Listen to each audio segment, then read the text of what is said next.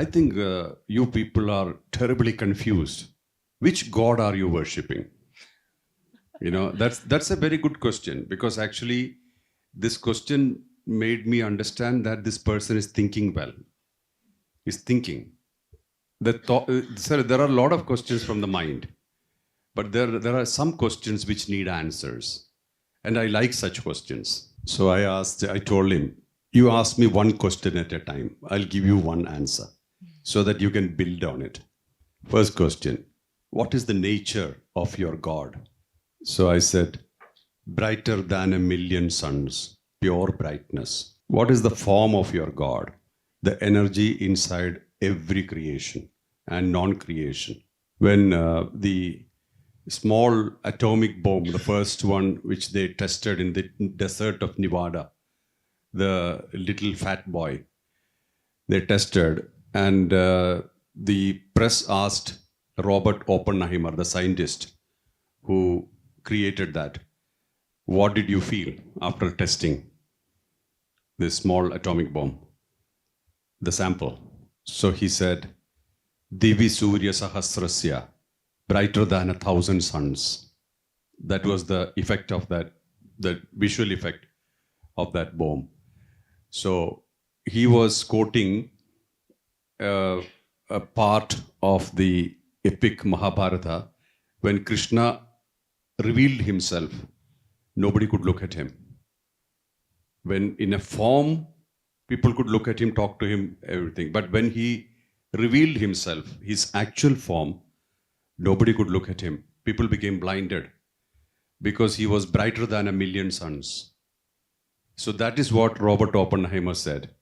Even though the context is totally different and destructive, but he quoted that text.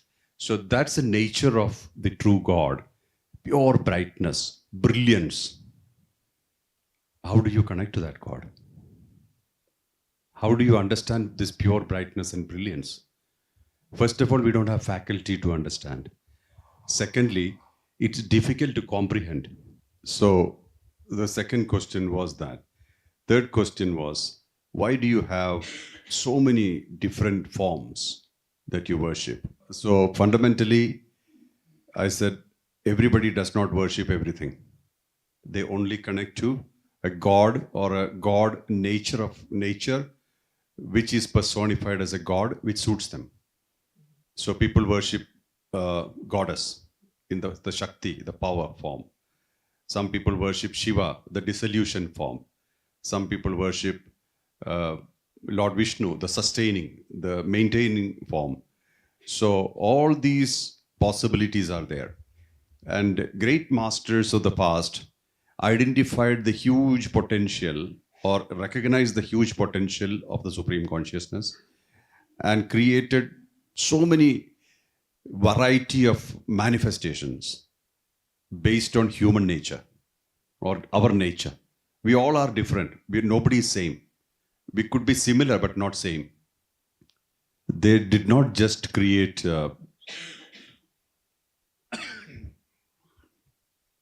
certain manifestations. Every deity which is idol, the idols that we see, they all represent some ideal. There are various types of deities. Everything is representation, meaning something. A god with the head of an elephant. Isn't it strange?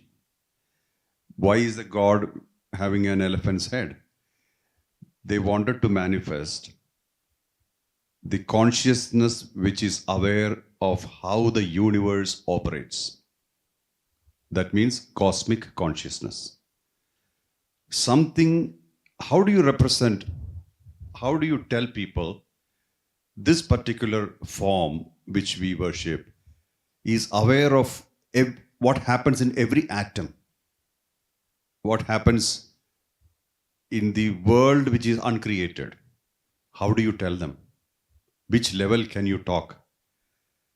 So they chose the biggest mammal available, that is the elephant. I'm sure they would not have gone and seen the blue whale. So elephant head, and elephant head signifies cosmic consciousness, great intellect, high intellect, cosmic consciousness. So, and the vehicle of this huge being is a rat. On a normal condition, if an elephant sits on a rat, rat is history. You see what will be the form of a rat? Squashed Yeah, rat. it'll be like paper. Pancake. Yeah, but what does the rat signify? Our five senses, mind, intellect, ego, the nature of humans seeking something all the time outside, roaming around uncontrollably, going after food, gnawing everything, chewing. This is the nature of the rat. When the cosmic consciousness descends on our senses, intellect, and etc., we attain liberation. This is symbolic. But nobody explains this, right? So we think that these people are crazy. What are they doing? But everything has a clear and proper method, structure. Every deity, every idol, which is the form that is created, has a circuit, a yantra, a frequency, an appointed or a given frequency mantra, and worship method to maintain it, and a duration also. The Vastu structure is all connected to maintenance of these structures, whether it is our living abode or a temple. This is the way it is created. Everything is mathematics, science. There is nothing casual. Nothing is just because I like this and so. Everything has a reason, a duration, a frequency, a purpose. All these things are assimilated. So, but we need to really look within. What is external is different. So, and nobody ever tells you must worship this God. If you don't do this, you will be cursed. You will be in prison. Nothing. It's all your freedom. Total free will. Whether you worship or not worship, no God is happy or unhappy. Sometimes if you don't shout too much, the God will be happy. Sometimes it's too much of noise. So everything has a structure, everything has a reason, everything has a purpose. That is how it's created.